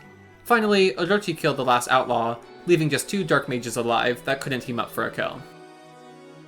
After this, I sent Tsubaki, Silas, Setsuna, and Orochi to wrap around the west, while Jacob, Hinoka, and Rinka wrapped around the east. Queen stayed in the south, ready to recruit our new allies that show up turn 2, Takami's retainers Hinata and Oboro.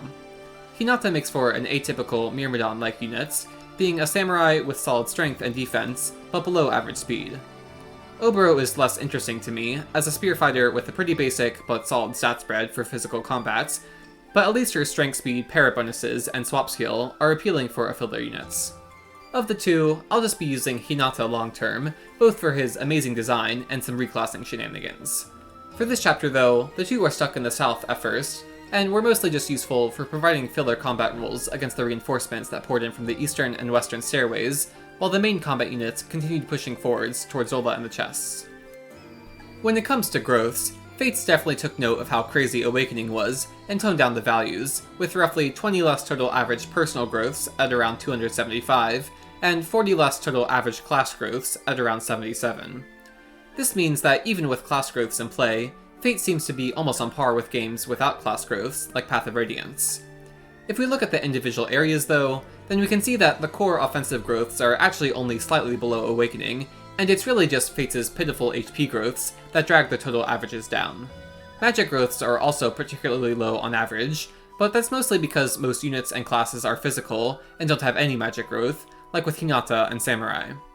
However, the few natural magical units and classes are more than sufficient, like with Orochi and Diviner having effectively an 80% magic growth. Oh, and for what it's worth, Aptitude received a nerf, going from 20% to 10%. And then, when it comes to the ability to have a certain set of units inherit the skill, Fates added an auto-level system that skips past Aptitude anyways, and it mostly just helps Mozu.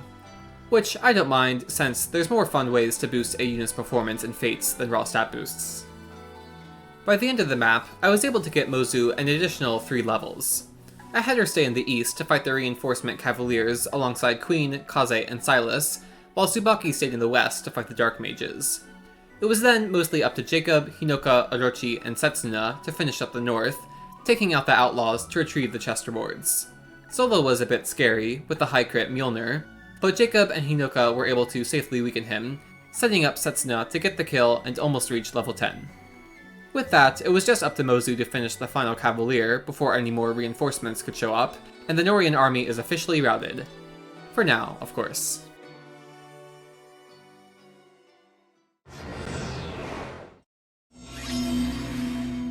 Conquest.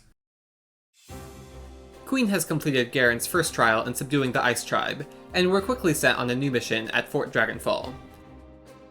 There we must defeat a group of Hoshidan soldiers led by the spearfighter Haitaka. Azura rejoins us this chapter, with a sort of stealth mission set up to retrieve her weapon and potentially activate a Dragonbane.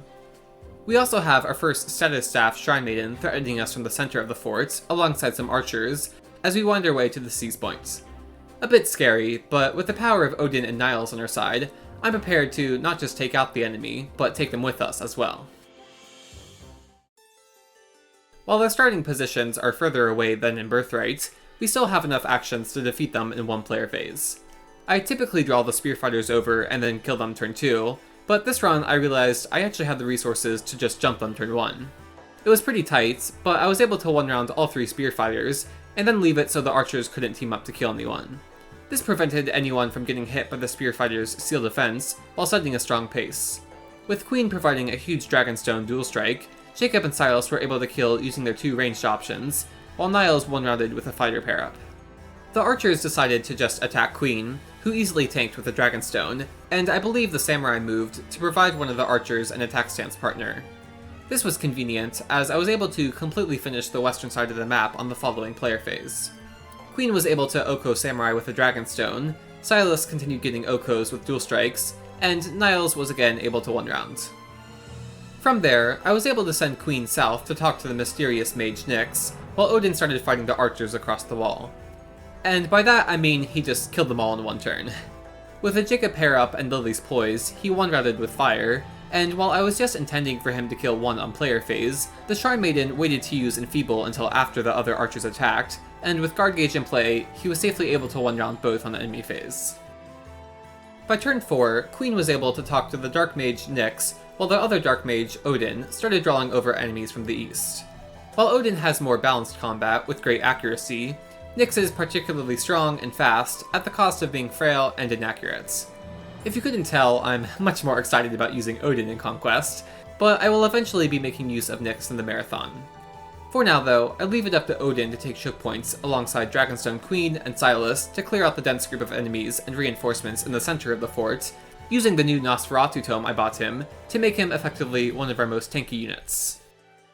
While Conquest is generally known for its bulkier cast, and the Birthright units for being speedy and frail, this doesn't actually reflect in the growth trends. Each individual cast has an average within 1 or 2% of Fate's total average in every individual area, with strength at around 37%, speed at 39%, defense at 32%, and resistance at 28%. Even the class growths are within a couple percent of each other in every area on average. This isn't to say that the perception of each route's typical stat spreads are completely unfounded, as a lot of other factors reinforce Nor as the bulky cast and Hoshido as the speedy cast. Apart from personal base stats, I think class distribution plays a big role, with Conquest getting a lot of Knights, Wyverns, and Dark Mages with Nosferatu access, while Birthright gets a lot of Samurai, Ninjas, and Sky Knights. There's plenty of room to get bulky units in Birthright and speedy units in Conquest, but I think this mostly comes from engaging with a reclassing system and pair-up, rather than an inherent difference in how the units expect to grow. Dealing with the center of the fort was rough, but I was nearly able to push past all the choke points while fighting through enfeebled debuffs. I'm very thrilled to say I had Azura use the Dragon Vein, so that I could pull off a big player phase the turn after the reinforcements showed up, clearing out the strong, ranged threats, while also minimizing how much more time I had to spend at choke points. After that big turn, I just had to kill a few more enemies, collect the all-important rescue chest, and figure out my captures. Defeating the Shrine Maiden with Niles was simple, but Haitaka was more involved on his throne tile. I decided to attack with Odin first to provide Heartseeker's -20 avoid debuff, then after a strong hit from Silas, Niles was able to double for the kill. Haitaka and his Shrine Maiden are sent back to our prison, and we'll make great use of them alongside our other new recruits next chapter, as we take on one of our toughest trials yet.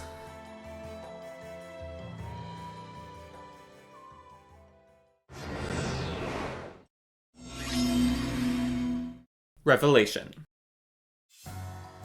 On her journey to gather support from the neutral territory of Izumo, Queen passes through the Eternal Stairway, where we encounter a group of Faceless. It turns out this was one of Iago's illusions, and we actually just destroyed innocent members of the Wind Tribe, leading to a full-scale battle with the Wind Tribe, led by Fuga. Unlike our skirmish with Fuga and Birthright, the battle is set in the Wind Tribe's village. Our only task is to seize in the northeast, but there are a few chests scattered across the map that encourage us to spread out. Luckily, our army has more than doubled in size with 5 new units, so I feel appropriately prepared to divide, fly, and conquer. I'm very glad to have new team members, consisting of our early game Birthright recruits, Rinka, Kaze, Sakura, Tsubaki, and Hana. I have to admit though that they don't exactly have stellar matchups here, with their low offenses only letting them deal like a couple points of damage to these particularly bulky Oni Savages and Spearfighters. Despite this, I want to train Tsubaki and Kaze, and it generally worked out for the overleveled Queen and Jacob to weaken enemies for them to kill. With Strength Tonics, a strength boost from our new mess hall, and dual strikes, their damage output was actually close to respectable, being able to take part in 2 or 3 hit KOs. One nice aspect of Tsubaki here is that he can fly around the platforms, freeing up positioning so that these 3 hit KOs were possible to do in one player phase. Well, technically everyone can fly around the map, with the wind gimmick blowing units up or down 5 spaces at the end of the turn, or when we activate a Dragon Vein. This means units can quickly jump from one section of the map to another, which I took full advantage of to get all 3 chests and fully route. As such, I didn't have a clean-cut distribution of where I sent units, but I can generally say that I kept everyone together in the west at first. After dealing with the first large group of enemies, I sent Jacob with Rinka to crush some spare enemies in the east, with Azura, Hana, and Sakura tailing behind for supports, while Tsubaki, Queen, Kaze, and Gunter rushed to retrieve the northwest chests. This way, I could intercept the reinforcements as soon as they showed up, and keep on pace to reconvene with Jacob in the northeast to team up against Fuga. One last aspect I'd like to address about Fates' growths is how it, and other modern games, handle class growths. At most, they only make up like a quarter of a unit's total growths. I like this because it helps keep unit identity, and you can have a particularly large range between units. For example, Kaze's 65% speed growth feels a lot more impressive to Tsubaki's 20%, but no class can take him over 100%. However, this means that there's a low range of values for the class growths, and the most relevant changes come from things like weapon access and base stats. There's only a few cases where I'd say they make a genuine impact, like putting one of Fates' many units with a 0% magic growth into a magical class that at least gives them a sizable 20% to work with. And then, not directly related to growths, but I would like to mention the fixed levels that come with Lunatic. Rather than being determined upon a level up, stat gains are determined upon a unit's recruitment, so you can't just reset a chapter to try again. This doesn't directly change the statistics of how a unit expects to grow, but it does force the player to actually improvise with their random stat gains, and at least for me, removes the guilt that comes with getting different level ups than my first trial attempt for each map. By the end, I got Tsubaki to level 9 and Kaze to level 10. They're still far from dominant combat units, but I at least feel more confident about their performance going forward, especially as we start fighting less bulky enemy types in the upcoming maps. We get a taste of this against the final group of enemies around Fuga, with a rare Revelation 1 round against an Archer and Shrine Maiden. Fuga himself is real tough, with solid defense, a ton of HP to go through, and the Seal Strength skill that makes it difficult to leverage any one strong attack over multiple rounds of combat. Because Kaze reached level 10, he learned Poison Strike, which in combination with Shuriken debuffs, set up our incredibly strength-boosted Jacob to get the kill. Tsubaki then one-rounded the final Shrine Maiden, completing our route just before Queen seized.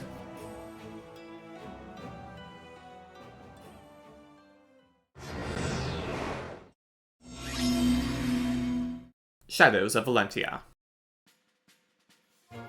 Once again, the tides lead Celica to the Pirate Throne, where we hope to put an end to the pirates' reign of terror in the Southern Sophia. Our goal this time is just to defeat their commander Barth, but we'll end up routing again anyways, as we move to protect our new allies. Valbar, Kamui, and Leon are in an even worse predicament than before, with stronger brigands that threaten to defeat Leon, while we have to fight through stronger brigands plus an archer to reach them. However, our team is also stronger, so we're able to keep a sufficient matchup. My overall strategy is roughly the same, with everyone standing adjacent to each other as I moved alongside the eastern walls, ensuring the brigands can't team up for any kills. Jenny was technically around for healing, but I mostly just had units heal with items, since Jenny made for a competent frontliner with the Leather Shield and Nosferatu. The archer does threaten our defensive formation, but I was able to get them to move close enough that I could kill them by turn 3, while keeping my units in a block. As for the stronger brigands, no one could really one-round them, but Celica could still double for great damage, setting up the kills for other units as she charged north towards Barth. Part of the reason our units are stronger here is because of the extra levels we have from defeating higher level enemies for more XP, paired with having boosted growth rates for each of these extra levels. Yes, Shadows of Valentia actually gave its cast a significant boost to their growths, so they can expect to get more than a couple points of stats between promotions. In fact, the average growth total went up by a massive 70%, going from around 160 to 230. This is obviously very appreciated, but what's even cooler is that the changes are pretty dynamic. Rather than just giving everyone like a 15% boost in every area, Shadows of Valentia gave certain units particularly high boosts that helped them fulfill a new niche. For example, Celica got a huge 35% attack boost that takes her from an average 25 to one of the highest values at 60, and Mei got a 35% speed boost that takes her from one of the lowest values at 10 to an above average 45. This time, Celica and Mei got to Barth before our allies did, so I was able to team up for the kill much earlier, without having to play around Kamui stealing the kill. Celica had already reached level 5 for Seraphim, but with new spells always on the horizon, this boss XP is still appreciated on her. With Barth defeated, we make our way into the pirate stronghold, where we recruit Valbar, Kamui, and Leon. Again, I don't plan to use Valbar or Kamui much, but Leon will have some great contributions, with Shadows of Valentia's added combat arts, giving him some particularly strong ranged physical combat. After picking up a steel sword for Saber and a golden apple that'll be important next part, we leave the pirates' booty behind to continue sailing north. The pirates are defeated, but we still have a few more boat raids to deal with, including our first counter encounter. The map looks just as underwhelming as in Gaiden, but the Cantor's slight stat boost makes them even trickier to defeat on their supplies tile. The added bulk on their Conjured Revenant makes fighting through their swarm of monsters a bit more tedious, but since we already have the terror-effective Seraphim in Celica's quiver, we at least have a way to one-round one per turn. I still had to take more time than in Gaiden to defeat the Cantor, which also translated to fighting through more waves of Revenants. I was honestly fine with this though, as it helped push Celica and Jenny to their next awesome spells, and our under-leveled units could catch up a little. Now, fighting this Cantor shouldn't be quite as scary, since Shadows of Valentia added resistance growths. However, Shadows of Valentia clearly wanted to keep its unique design of knowing roughly how much damage enemy mages will deal to your units, regardless of how much they've been trained. And so they made the new resistance values incredibly low, with most units at around 2%.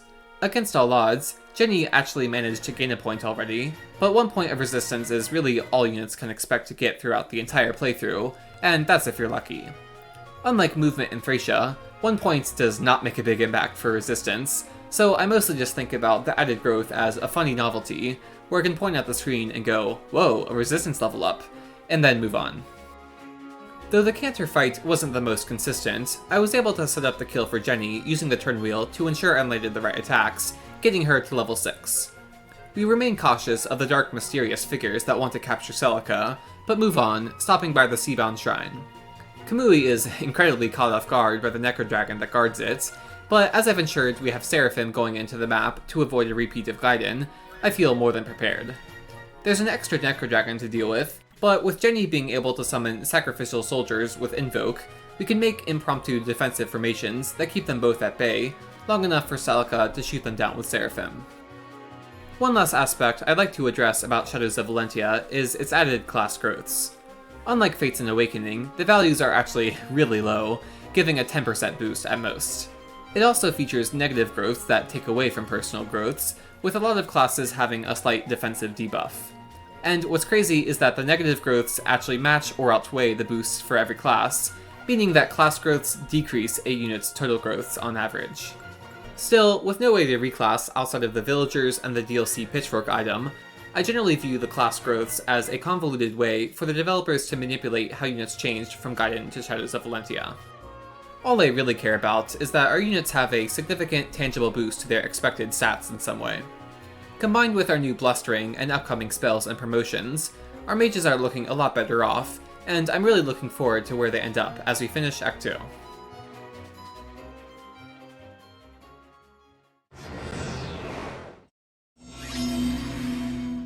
Three Houses.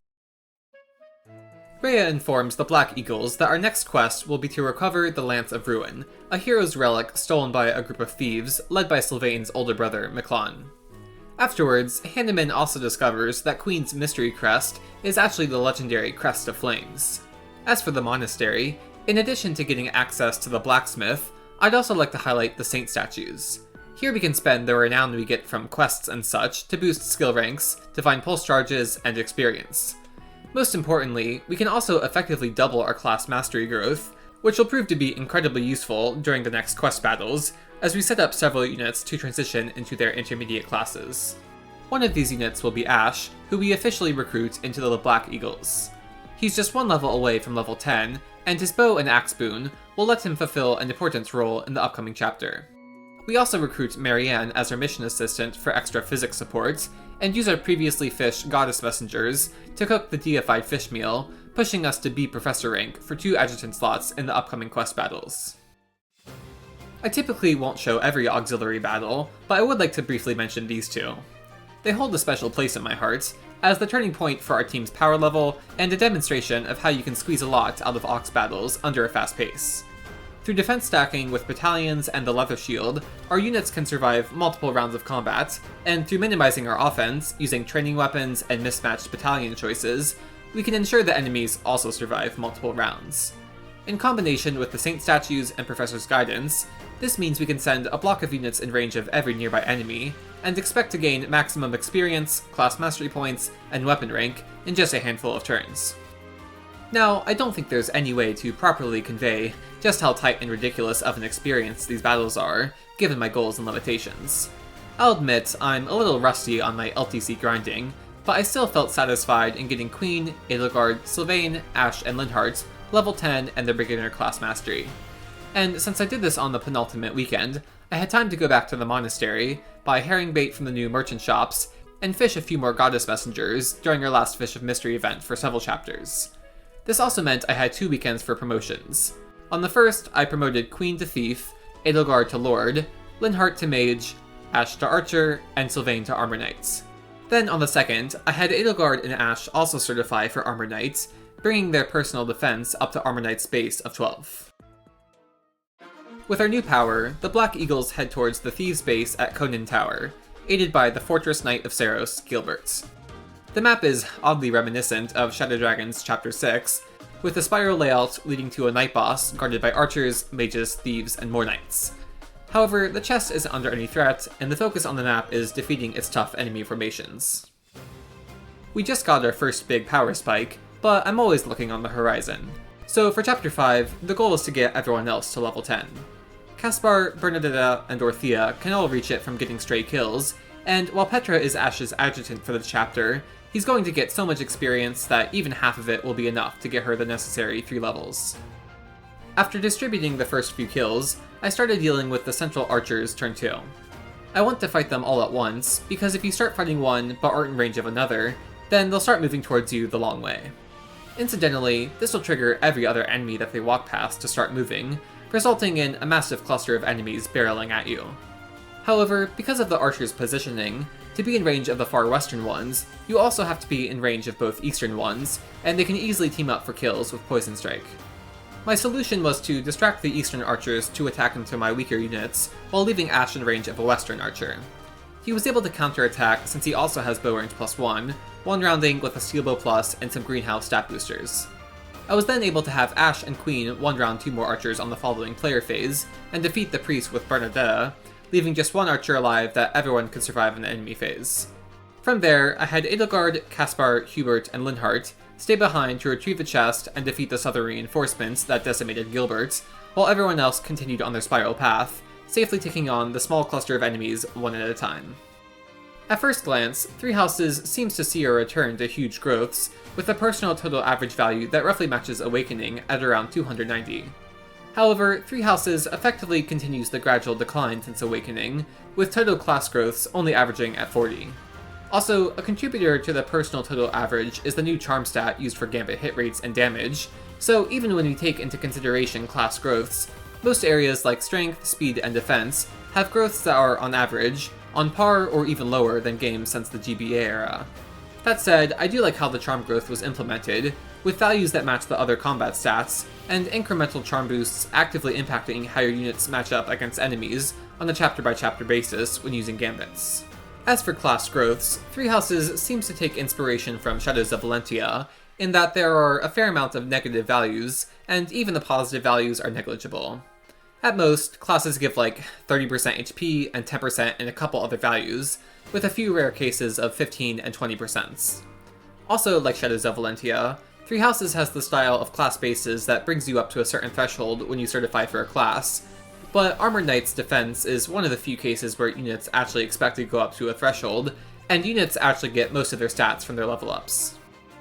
Though the journey was long, I eventually made it to Miklon, triggering his movement using the 5-range Deadeye, as to avoid having to risk a crit from the Lance of Ruin. He has a lot of defense, but since he doesn't have a crest, he takes 10 damage after every round of combat with the relic equipped, letting Ash pretty easily get the kill. The consequences of wielding a relic without a crest prove to be a bit more severe though, as Miklon's defeat triggers his transformation into a demonic beast. This serves as our first monster encounter, in which the enemy occupies multiple spaces, has multiple health bars, and has defensive barriers on each of their tiles that we have to shatter with attacks before we can deal full damage. If we can shatter all their barriers, then we are not only rewarded with ore to use at the blacksmith, but we also stun the monster for a turn, putting a stop to the movement and attacks. I specifically wait to do this until our second turn of the encounter, so that we can use our first action to perform the armor break, then have everyone else attack without having to fear a counterattack. The first kill goes to Queen, and the second to Ash, but I save the final kill for Sylvain, earning his relic and putting his brother's deranged form to rest.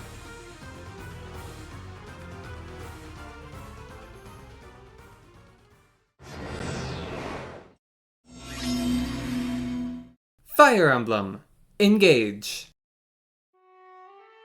With the Ring of the Dawn Maiden safe in our hands, we can take some time to train up and Engage's early game paralogs before moving on to reclaim Brodia's Emblem Ring. Before the battles though, I'd like to highlight a couple new features of the Somniel. We now have access to the Ancient Well, which gives us a random chance to obtain various items between chapters. I generally won't use the weapons and staves, but I will use the SP books so that we can actually inherit fun skills. We can also augment weapons now, and they give Seraphim the +4 might boost, which will have some crazy implications for Alfred's performance. Our first paralog takes place at a bandit hideout, where the young girl Anna has been stealing treasure. As the bandits chase after her, she takes shelter in a treasure chest, and it's up to us to rescue Anna while subduing the bandits on her journey to defeat their leader Meton in the north. The first objective is to defeat the enemy thieves before they can open and run off with the treasure themselves, with one each for our western and eastern group to handle. For the west, I had Queen chase after the thief with Sigurd, clearing out the starting area by Okoing the mage, then dodge tanking the axe fighters. While Queen and Chloe got a lot of their kills on player phase, Alfred and Yunaka tanked on the enemy phase to set up for their kills in the east, with Saline taking Micaiah to heal them back up while getting some nice experience. Turn 3, I got the western thief Oko with an override from Queen, while Alfred used Warp Ragnarok to weaken the eastern thief to kill the following turn. With Seraphim equipped, he was then able to one-round a nearby knight on the enemy phase, as well as weaken an archer approaching from the east. Yunaka, Saline, and Etier struggled a bit without Alfred, but they did well enough to reconvene with everyone in the center before taking on Meton, while Alfred and Chloe defeated the knights and mage guarding her room. I left Alfred behind to open Anna's chest, recruiting her with Queen soon after. Anna is an interesting unit, with a lackluster base performance as an axe fighter, but growths that give her amazing magical combat stats once trained. She's technically not a villager, but functionally serves a similar role, and is the trainee I'm most excited to use in the marathon. I have some big plans for her, but they'll have to start next chapter, since we win soon after recruiting her.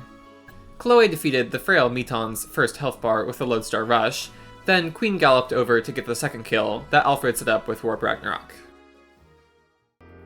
With Anna recruited, we immediately head over to our next paralogue, where we encounter another village overrun by corrupted. Its residents are faring much better than the likes of Mozu's village, but we still have to rush to save their many healers. I had to quit clear planned, but we're still able to get Anna's training arc going, taking Micaiah for the next few chapters. The goal of this map is to rout, with an archer mini-boss hiding in the northeastern crop field. We also have the side objectives of visiting a couple villages and protecting our allies, including the doctor in training Jean, who will recruit after the battle. He's also quite an interesting trainee, between having staff access to have immediately solid filler contributions, as well as getting his above-average growths from his personal skill, Expertise. Unlike Aptitude's flat boost, Expertise doubles his class growths, which lets him be particularly strong in whatever role you choose for him, without just having capped stats in every area. Because every enemy is corrupted this map, Alfred Seraphim effectively has 30 might against everything, and as such, he's able to clear out almost everything on his own. Turn 1, he gets the first 2 Axe Fighter kills using Echo, setting up for him, Queen, and Saline to continue pushing east. Meanwhile, Chloe swept the north, using the Micaiah and Graves' massive 40 avoid boost to dodge tank the Axe Fighters, while getting the 1 rounds with Divine Speed. Turn 2, Alfred used Warp Ragnarok to reach a particular spot in the crop fields that let him Oko a ton of corrupted on enemy phase, while keeping the archer mini-boss off of the thickets. This meant that I was able to finish all my objectives by turn 3 player phase, with Queen visiting the eastern village, Chloe defeating the immobile cavalier in the center, Anna getting off a huge crate sacrifice for her first level up, and Alfred finishing up the enemies in the northeast. With the village saved and John recruited, we finally move on to Brodian territory. Before we can enter, we are stopped by the apologetic prince Alchrist and his retainers Citrine and Lapis. We quickly resolve our conflict with the three in spite of their Brodian pride, but a new conflict breaks out as we see Elusian soldiers laying siege to the Brodian castle. A group led by the second princess of Elusia, Hortensia, has already taken the Grand Crossing, and we'll have to get past them to help protect the castle. With his personal archer class, Alchrist is well suited to shoot down the many flyers that hover around the map, and though we won't get his emblem for a while, I do plan to continue using him. Citrine gives us another mage, this time with a huge magic stat and low speed, and I have some interesting plans in mind for her. Lapis then is a speedy sword fighter, but I don't plan to use her even in spite of her amazing first impression. The highlight of this chapter though is Alfred, who I promote into Avenir using the Master Seal we earned from Anna's Paralogue. This only makes for a slight boost in every area, but combined with a magic +2 inherit from Celica and the last of our tonics, it's just enough to let him sweep the Grand Crossing. Our first task is to defeat the enemies on the protection tiles. The game really wants Lapis to use the new Smash weapon, which always strikes second but has high might and shoves the enemy if you land. I very rarely find this relevant though, and ironically enough, I used the Iron Blade here to ensure Lapis would get hits before getting the Lance Fighter kill, to maximize how many units Anna could heal. Then, after Alchrist Oko'd the Flyer and the mages defeated the Knights, I immediately moved on to instigate the center cluster of enemies, with Alfred pulling off yet another big Warp Ragnarok. Before Alfred can kill everything though, Hortensia gives us a good long look at her own emblem ring, which kind of looks like Marth. These dark emblems will make bosses more challenging going forward, providing enemies with their own set of stat boosts, engage weapons, and engage attacks. Until we get to Hortensia though, we have several generic enemies to go through. With the stat stacking we have available, Alfred has one of the best matchups to kill just about everything, with enough magic coming from Avenir to one-run the Lance Fighters, enough speed to double, and enough bulk to survive all the physical enemies and 2 mages. Only the Sword Flyers ignored him, which Chloe was able to 1-round. By the end of turn 2, Alfred had defeated everything else, and the rest of the army just needed to do some very minor cleanup as they moved east to fight Hortensia's group. In terms of growths, Engage is just slightly above Fates, with a personal total average around 280 and the class total average around 79. Most areas are actually effectively lower, with Engage's higher HP and additional build growth contributing towards the total average, but they still roughly fall under the post-awakening area.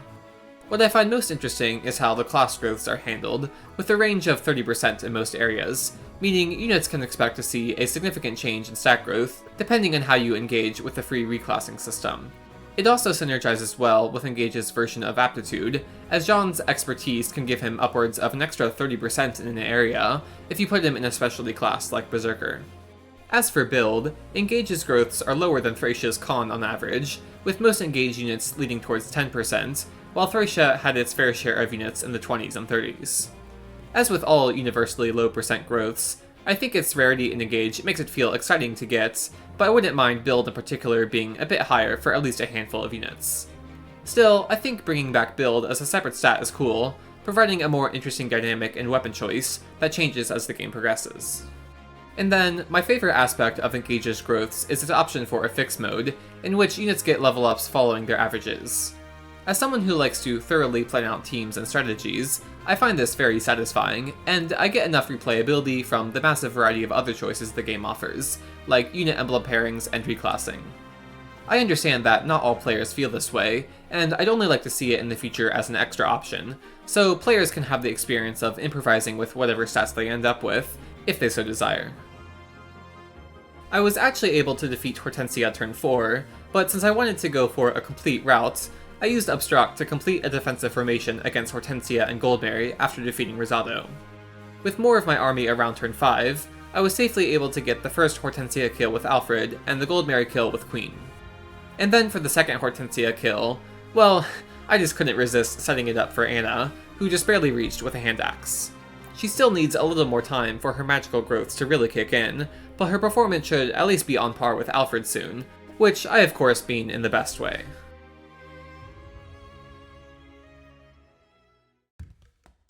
And that wraps up part 6 of the Sync Marathon. While the gradual sense of power creep isn't surprising, I'm glad to see there's a lot of nuance in how units expect to gain more or less stats per level up as the series progressed. In addition to the fluctuating total averages, there's a lot we can look at, like individual stat averages, ranges, and the impact of manipulation tools like shards and class growths. If you're interested in my full spreadsheet, I'll have a link in the description, but here I'd like to just give my key takeaways. Excluding remakes, we can roughly see an upwards trend in total average growths, starting in the mid-200s, up until Awakening's total average that breaches 400, after which total averages have been toned down, sitting around 350. The main exception is Gaiden, which was significantly lower than its predecessor at below 200. Now, some games have growths in extra areas, like weapon level and charm, or tie multiple stats together, like strength and magic, but I would still say the individual stats roughly follow the same pattern. It's really just magic that's tricky to follow, as it looks really high in games where it's shared with strength, but really low in games where it's separate, due to the low ratio of magical to physical units. Looking at individual values also lets us see certain games with particularly high or low stats for the time, like with Mystery of the Emblem's high strength, Thracia's high luck and skill, and Fates' low HP. I'd say remakes followed this upwards trend and featured higher growth than their original game, but I'm actually not so sure about Shadow Dragon and Mystery of the Emblem, since its rather strange introduction for class growths is throwing my numbers off. At the very least, I'd say it's possible for units to go stronger in various areas, depending on what you reclass them into, but I'm really looking forward to investigating what the exact new values are once I've completed the games. I can say for certain though that Shadows of Valentia made very positive changes to Gaiden's horrible growths, with most units gaining somewhere between 60 and 100 to their total averages, as well as a technically existent resistance growth. Of course, this is just looking at holistic growths, and the trends for modern games are actually a lot more complicated when taking into consideration the impact of class growths. I can say that units expect to have higher growths on average, in spite of the lower personal growths since Radiant Dawn, with classes providing around an 80% total boost on average. But with the ability to change classes, and the values getting higher as you go up the class tiers, there's a lot of variance in how modern units might compare to other games. And again, magic looks particularly weird, with low boost on average because most classes are physical. So I would recommend taking class growth's impact on any trends with a grain of salt. In theory, I think the more interesting aspect is how this variance can be used as a tool for the player to manipulate how units expect to grow. Throughout the series, we've also had flat distributable boosts from Shards and Mystery of the Emblem and Scrolls in Thracia, and character-specific boosts from Holy Blood and Genealogy and the Aptitude skill in Game Sense Awakening that can sometimes be passed to another unit. Of these three approaches, class growths sounds the most interesting, being much more dynamic and affecting every unit. However, I think it's pretty silly that the range for most classes is very small at around 5 or 10%, and I mostly just appreciate it for the large swings you can get from switching from one extreme class to another, like say Sorcerer to Berserker.